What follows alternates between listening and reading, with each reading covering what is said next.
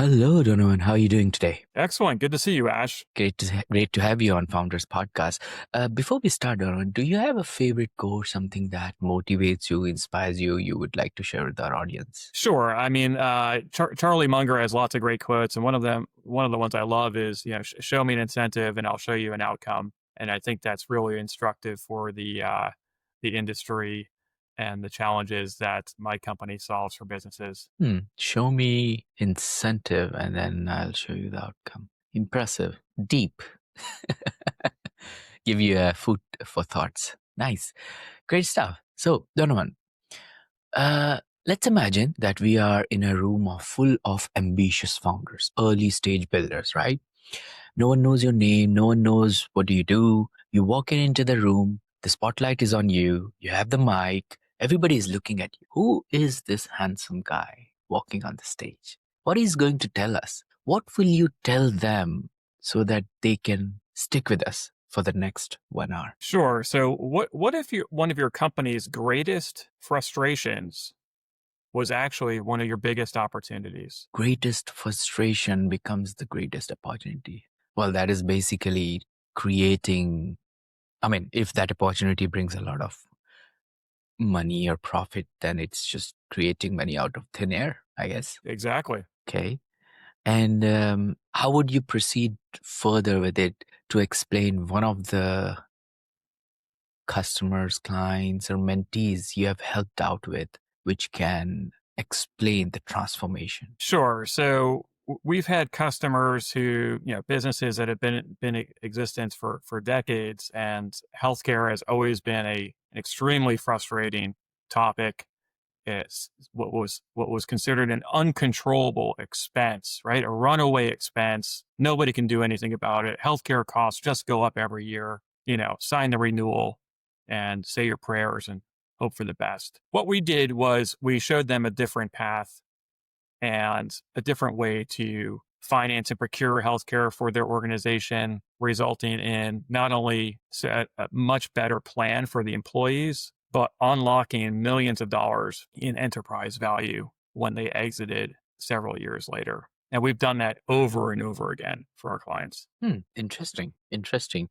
Um, and I would love to know more about this strategy and how do you perform it. But before we get into that, I'm eager to learn more about you as a person.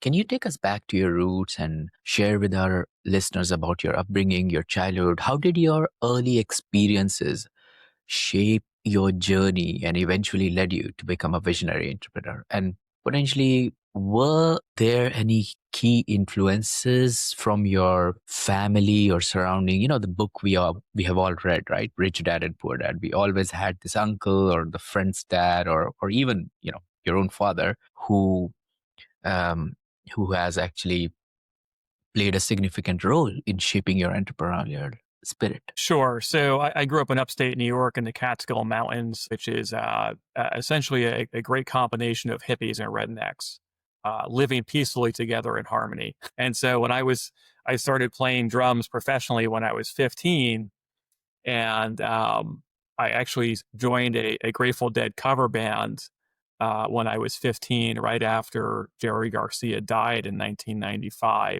That opened up a whole new world of existence and being and thinking to me at a very young age. Um, but to answer your question regarding inspiring figures in my life, my dad taught veterinary science and primatology for 40 years at the State University of New York, where I lived. And so he had a very, very stable job. And there was a lot of beautiful things about that. He never really made much money as a professor, but he had a lot of time. So in the summertime, we would just get out of Dodge and go camping all summer and fishing and just doing amazing things and Mm. traveling all over the place. And my dad is the oldest of seven. And some of his younger brothers were much more entrepreneurial. And so when we would meet up, around Christmas time or what have you, my brother and I were exposed to some very different kinds of existences and ways to live. And so, being with my uncles who were entrepreneurial and seeing how they thought about challenges, opportunities, risk, and how to spend your time was just really eye opening to see this dichotomy of different ways to go about it. And I wouldn't say there's, you got to decide what's right for you. I mean, being an entrepreneur sounds amazing in theory. In practice, it's much more difficult. So there are certainly virtues in both of those paths. Um, at the end of the day, I think everyone's just got to decide what kind of life they want to live. Indeed, indeed. And when you stepped into your entrepreneurial journey, um, w- were you always an entrepreneur? Did you do any early, um, like initial jobs after your degree, or what was going on there? And if you did jobs and then you moved, why? Yeah, I mean, I played drums professionally in Manhattan for 10 years after college. So Mm, I was an entrepreneur, but not really someone who thought that way necessarily. I just kind of thought about myself as I do this thing and this is what I do. I didn't really have any kind of strategy around marketing myself, promoting my services. I mean, there was so many gaps in my business. In my 20s in New York. So yeah, it was absolutely a struggle, even though I had some, what people would consider massive successes. I mean, just the fact that I was able to sustain myself for almost 10 years in Manhattan playing music in itself is, puts you in the, 0.1% of people that call themselves musicians. Um, but yeah, at the end of the day, I was touring with a band that got signed to EMI, and then right after we recorded our debut album in El Paso, Texas, Sublime was recording one of their new records right next door to us. We got to hang out with the guys from Sublime, right? wow. Um, it was just an incredible experience. But then right after we recorded that album, EMI went bankrupt and we were done. And so I said, geez, it's been a great run, but I'm 31 years old and I want, stability. This is the height of the Great Depression, or I'm sorry, recession rather in the United States. And I want the opposite life experience. So what's the opposite, complete opposite of the music business? Well, it certainly sounds like the insurance business. And so I Mm. got into it, not knowing a darn thing about it. And it actually it's taken me some pretty interesting places, um, which we can certainly discuss. Interesting. And was getting into insurance was your choice, or was it just something and like an opportunity came to you and then you couldn't say no to it? Well, it's a great question. So I think, one of the challenges that we inherently have living in America is that we are swimming, especially as a young person, you're swimming in an ocean of opportunities. Especially if you have any kind of skills or, just the ability to think and solve problems. Um, but, frankly, at that time, I wasn't seeing a lot of angles in the marketplace. And I had very good family friends who owned an insurance agency for decades where I grew up. Seemed like a very stable, um, good paying profession. And frankly, the barrier to entry, for better or worse, is actually pretty low to get into the business. So, between all of these things and just thinking about the context of what I had been through in the previous 10 years, working as a musician in New York City throughout the housing bubble, et cetera, I was looking for stability. I was hungry for that. So yeah, in one sense, I guess you could say I was kind of forced into it. In another sense, it was certainly a choice that I made after much deliberation and mental Yeah. turmoil. It's a Yeah, big yeah. transition. So how long it took you? So early 30s, a chap looking for more stability in his life, found a job with family connections, quite stable job in insurance. I'm guessing because you entered the industry fairly new, you might be starting from the base level, I guess, cold calling for insurance or something like that. I don't know Oh how yeah, no, big the. you're absolutely right. And so the irony is that I was looking for stability, but the first job I got hired to in the insurance business was with a company out of Chicago called Combined Insurance, which was started by a gentleman by the name of W. Clement Stone, who used to Mm. wrote books with Napoleon Hill. And, the irony was that it was 100% commissioned job. And so, here I am with someone with basically no real sales experience, cold calling businesses and brokers and attempting to sell our insurance. And actually, after a couple years, I got really good at it, and I was in the top 5%. I was one of our best producing agents nationally for several years. Um, You you literally painted a picture in front of my eyes for the Wolf of Wall Street movie. It's like that.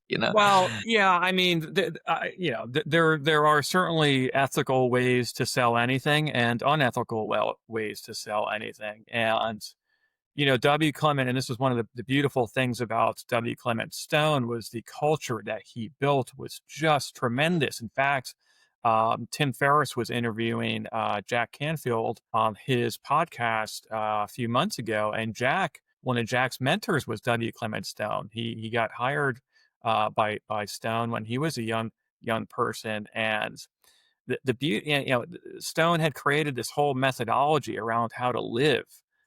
It was just unbelievable, and that culture, and one of the central themes of his methodology was what we call PMA, positive mental attitude. Mm, And it wasn't just a slogan on the wall. It was, the whole culture, the building really just dripped of it.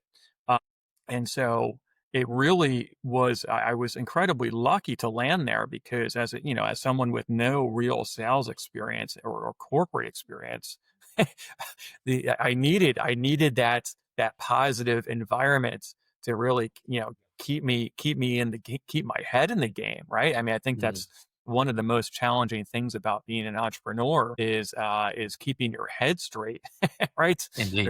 And having the ability to get punched in the face over and over again and get up and smile and do it again. Mm, So I was just incredibly lucky to land in that place. I was incredibly lucky to have some mentors internally at the organization that really, showed me and taught me the landscape of the insurance industry and how to do well in it, and how to do well in it by doing the right things for our clients. And yeah, one of Stone's many sayings was "Do the right thing because it's the right thing to do." indeed. And so we were very adamant about not overselling our customers, only getting them what they needed based on their risk tolerance, their needs, and their budget. So yeah, it just a very very positive experience, and pretty transformational for someone coming from the music business. Indeed, indeed. So let's talk about where your entrepreneurial story started. Did you lose the job? Did you resign? What was happening that time? And why did you move to become a founder? So yeah, there's a couple of gaps I'll fill in here. So as I worked my way up through the organization, Combined Insurance got acquired by Chubb, which is, as you know, a multinational insurer, and we got rebranded. And towards the tail end of my tenure at Chubb, I was actually managing our largest broker relationship. So, just so everyone understands the distribution channel, insurance companies develop and administer insurance products, but they're not very good at selling them. So, they typically rely on brokers. We sell through brokers who sell them to employers. That's the distribution model that's been in place for about 100 years. And so I was managing our largest distribution partner. This was a $30 million block of business that we were growing 18 to 20% a year, and I was actually developing the bonus programs for that client, for that broker. Literally flying them and their families on luxury vacations around the world when they hit their earnings targets, which they did. Um, so but at the same time, I'd go to these open enrollment meetings, I'd listen to executives complain about rising healthcare costs. I'd listen to employees complaining about rising healthcare costs. And it's like, geez, why aren't these brokers at least recommending some of the strategies and solutions that a gentleman by the name of Harris Stone, who founded Rosen Hotels in 1974 in Orlando, where I live, he saved his company over $500 million by providing a superior health plan to his employees over the last 30 years. Why aren't these brokers at least recommending some of the strategies and solutions that Harris Rosen had pioneered years ago? And I very naively thought, geez, if I just move to the brokerage side of the business, I can probably scale some of these innovative solutions. I can probably help a lot of people, and I can probably make some money doing that.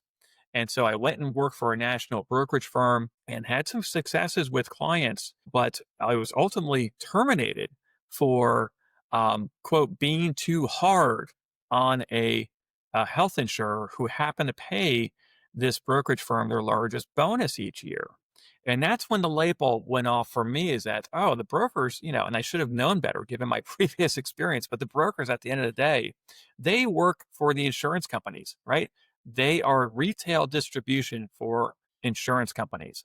They are not in the business of helping employers maximize their healthcare investments. It's a different value proposition, a different role. And I said at that time, wow, I got fired for really advocating on behalf of our customers. And so, if we're actually going to meet the demands of employers and patients, and by the way, in the United States, employers cover about 50% of the population with healthcare benefits. That's about 164 million Americans. If we're going to help them solve these problems, we have to develop a revenue model, so that we can, financially sit on the same side of the table as the employer and protect them from the insurance and medical, industrial, and complex, not sell it to them. Okay. So that's a very Yeah. different value proposition. So I was inspired by the work of a gentleman named David Contorno, who had built a fee-based, fiduciary-based benefits consulting firm prior to me. So I said, you know what, this is the business I want to be in. I want to be solving these problems for employers, not selling them the problem. So that was Yeah. really the origin story of Health Compass in 2018. So you understood that if you go to the other side of the wall, there might be an opportunity sitting for you, and you also got into a pickle when you were working at the side of the wall, where you understood like primarily the agencies are actually employed by the insurers in a way that they are their biggest assets, right? Um, when you understood it, what what when you had this epiphany, did you looked into the market, or you already had all these research with you? Were there other services or products in the market which was doing exactly what you wanted to do, but in a different manner? What was going on at that time, and what did you see from your research that encouraged you to move ahead with the idea? Yeah, so honestly, I didn't really recognize that I had transitioned from selling products for commissions to selling services for a fee. I didn't fully, recognize that mentally, Mm. and it might have been because there was a lot of things going on in my personal life at the time that I was terminated. My wife and I, we had just bought our dream home, and we're in the middle of completely gutting it ourselves and renovating it. And actually, 2 weeks after I was fired, I broke my ankle severely working on the house. And then, oh, it Mm. gets better. And then found out my wife was pregnant with our first child a few weeks after that. So it was a very tumultuous time. Um, I was able to keep one client um, after my termination, and I really started my business with that one client. And now that I was free to give them, what I thought was the best advice on how to manage their health plans and how to finance and procure healthcare for their employees, I ended up building them a bespoke solution, a customized, part self-funded product, yada, yada, yada, and saved the company over $3,000 per employee that following year with better coverage for the employees. And coincidentally, actually the first time we had this happen where our customer was able to exit the following year at a multiple that they were very happy with. So we essentially created millions of dollars of enterprise value for that client, um, Mm. by making a few simple changes. Very interesting. Very interesting. So I think we have reached to a point where I can actually ask you, Donovan, tell me more about the product, the service. Who is it for? What's the main problem you're helping to solve? Who is your Mhm. ICP, etc.?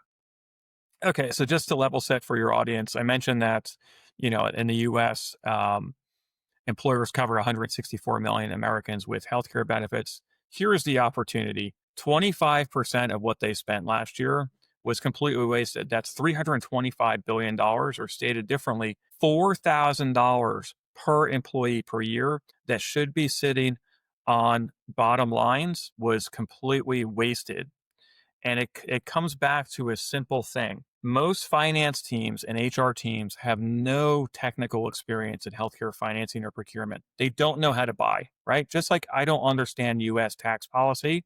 And so I hire an accountant, right? I hire a CPA to watch my blind spots. The situation in US healthcare is unique. Employers unknowingly ask the fox to guard their henhouse in this area. Mm. 81% of them work with brokers, and without realizing that brokers are supply side vendors. They make more money when the employer's costs go up, not Mhm. down. So it's akin to, if my CPA was getting paid by the IRS behind my back, well, I'd probably end up paying a lot more in taxes than I should. And that's Mhm. exactly the situation that many employers are unknowingly in. And it's not necessarily their fault.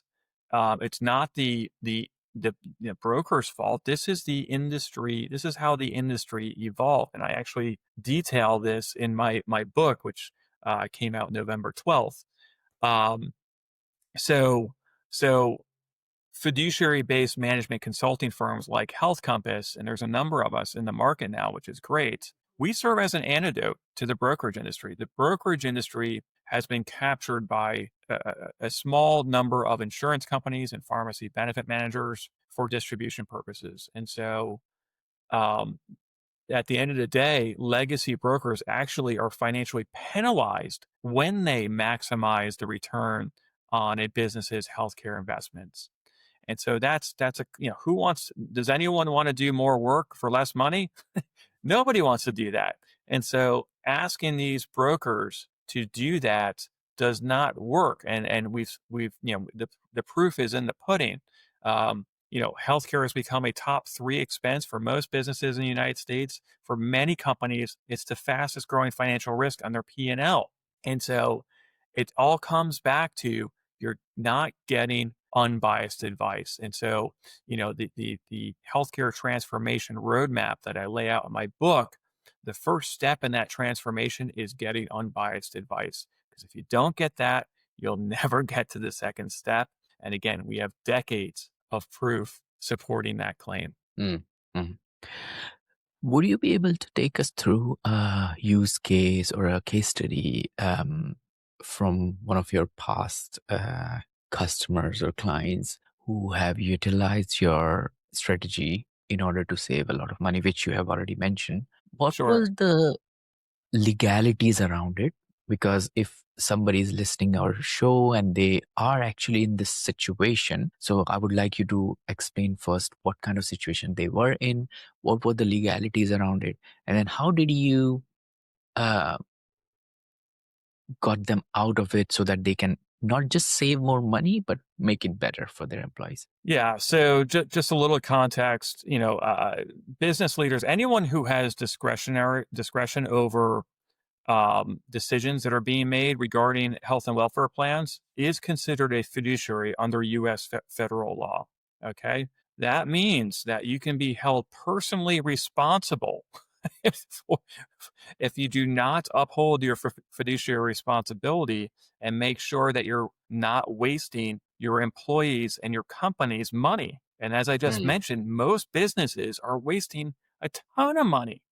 So that's just some context. So I'll tell you a quick story that illustrates the power of getting unbiased advice. A couple years ago, we got a call from an executive director at a large teachers union here in Central Florida, and they said, "Listen, we've got our some of our union members sitting on this insurance committee that meets every month, and they're smart people, but geez, they don't understand a lot of this insurance stuff. They don't have any training in this, and they're being asked to make decisions about this $65 million healthcare budget that is just spiraling out of control. Can Mm. you just come in and kind of show us what we should be pushing for in these committee meetings?" They had been with the same broker for years. And so the union hired us outside of their broker. And the union wasn't really sure if they should trust the district.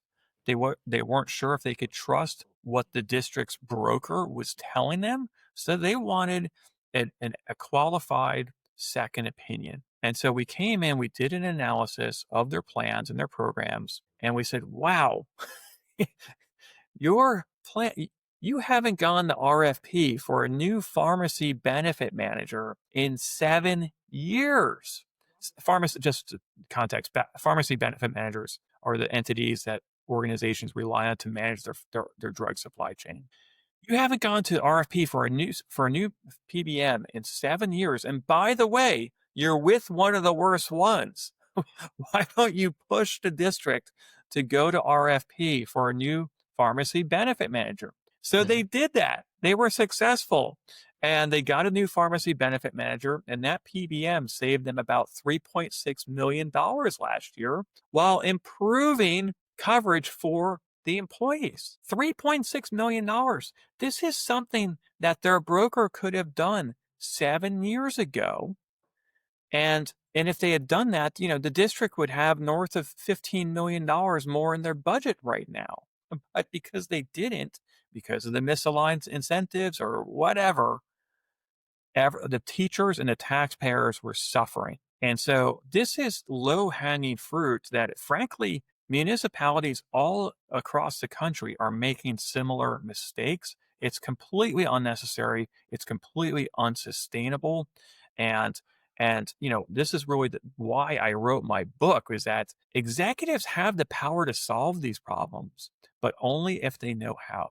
And so that's why I wrote the Mm. book, to give them the executive playbook on solving that problem. Indeed, indeed. And I think that is very, very crucial, because if the employers, the businessmen, the founders, the executives understand how to make it more beneficial, saving money for themselves as an organization, as well as improving the lives of their executives or their employees, why not? It's a win-win situation. 100%. Again, Harris Rosen from Rosen Hotels saved his company over $500 million, okay, by Mm. providing a superior health plan to his employees. So much so that his turnover rate at his hotels is a fraction of what his competitors is. Talk about compounding returns, right? When you consider the cost of turnover, it's just unbelievable. So these opportunities are all over the place. It's a $300 billion a year opportunity hiding in plain sight. Indeed, indeed. Donovan, thank you so much for sharing this wisdom. Can you tell our listeners again what's the name of your book? Can you show it again, please? Because I was not Sure. So able the to. name of the book is Fixing Healthcare: How Mhm. Executives Can Save Their People, Their Business, and the Economy. All right. Great And stuff. it's actually it was a bestseller the week that we launched, in multiple countries, in multiple categories. And funny story, my uncle, one of my uncles, was skeptical about the thesis of my book. And so he ran it through, I gave him the entire manuscript, and he ran it through ChatGPT to get ChatGPT's opinion on whether I was right or wrong. and it mostly agreed. Its only criticism was that my book doesn't address the things that employers have no control over. Mm, Regulation out of Washington, D.C. That's not the scope of the book. People love having these thought experiment conversations around, what if we started with a blank slate of paper, sheet of paper, and that's all fine. But you know what? I wrote the book to show executives how they can leverage the power that they have today, not hoping and wishing that, some change happens in DC. yeah, yeah, definitely, definitely. Great stuff. Well done on. At the end of our episode, we have this quickfire round where I've got 6 quickfire questions for you. At any stage, if you want to not answer one of them, just give me a skip and then we can move to the next one. How's that sound? Okay. Great stuff. Number 1, what are the top 3 strategies for executive to make sure they have in their organization when they're looking for healthcare insurances for their employees in 2026? Yeah. So some easy things that you need to do. One, I already mentioned, get unbiased advice. You're never going to, as a leader in your organization, you're never going to become an expert in this area. It's going to take you 10 years of focused effort. The chances of you doing that are extremely low. So you need to know how to hire the right people to watch your blind sides, right? Mm. Number 2, stop paying for healthcare that your employees don't actually use. Seems simple, but it's amazing how many companies don't do that. Number 3, stop overpaying for the healthcare that your employees do use. Healthcare prices in Orlando, where I live, vary over 1,100%. Why buy MRIs for $4,000 when you can get them for $400? It doesn't make sense. Interesting. And that I think this concept could be applicable in a lot of other industries also. But I'm just holistically thinking about it. If it is applicable in insurance, there might be some other opportunities in other verticals too. Well, thanks for sharing that. What book other than yours would you recommend to our audience and why? Wow. Well, one of my favorite books on healthcare that covers regulatory issues as well is David Goldhill's book from 2013, Catastrophic Care. If you do want to go down that rabbit hole and, really widen your aperture about the system, the systemic problems in general, Goldhill's book is just masterful, just beautifully done. Great stuff. What one attribute or characteristic in your mind of a successful founder? I would say tenacity. Mm, If you don't, if you are easily rattled by things, I would say your chances of success are extremely low. You have to be tenacious and just kicking down doors and getting things done. Get it indeed. done. Executing over just constantly. And this is something I struggled with early on was, increasing productivity. I think I'm a lot better than I was even just a few years ago. But if you really just focus, it's amazing how much you can get done. Indeed, indeed. What's your favorite personal productivity tool or habit? Productivity tool. Um, I would say I love the Google Suite. Okay, Honestly, I mean, I just love the way those tools interact and make life so much easier. I know that's not the most fashionable answer, but it's served me well. indeed, indeed. What's a new or a crazy business idea you would love to pursue if you had time? Well, let's see. There are several groups in the United States that basically they're called aggregators, and they're a way for smaller brokerage firms to increase their purchasing power with vendors. And I would actually consider building one of those for fiduciary based management consulting firms.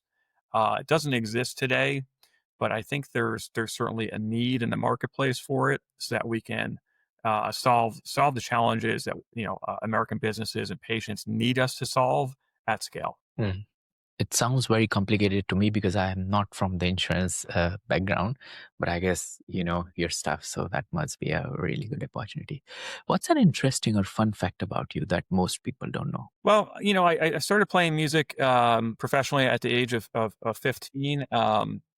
If you were watching TV in the early 2000s, you definitely heard me playing on commercials for Chevy, Nike, Motorola, HBO, and others. And I actually ended up working with you too on an album as well. Awesome. That's great. That's great. Donovan, thank you so much for joining me and sharing your story, unpacking the years of building the product and service and then your new book. If people want to check out your book, people want to get in touch with you, if they have any question, what's the best way to do it? Sure. So, if you're an executive who's frustrated by rising healthcare costs, I would encourage you to go to fixinghealthcare.com, download the free executive summary of my book. It's going to give you the 6-step roadmap for solving that problem. If you're an employee who's frustrated with rising healthcare costs or stagnant wages, again, go to fixinghealthcare.com, download the free executive summary, and give it to your boss. They have the power to solve a lot of these problems, but only if they know how. Indeed, indeed. Donovan, thank you so much for joining us today and sharing your inspiring journey and the impactful work you're doing. It's been an absolute pleasure having you on Founders Podcast. Great seeing you, Ash. Thanks for having me on.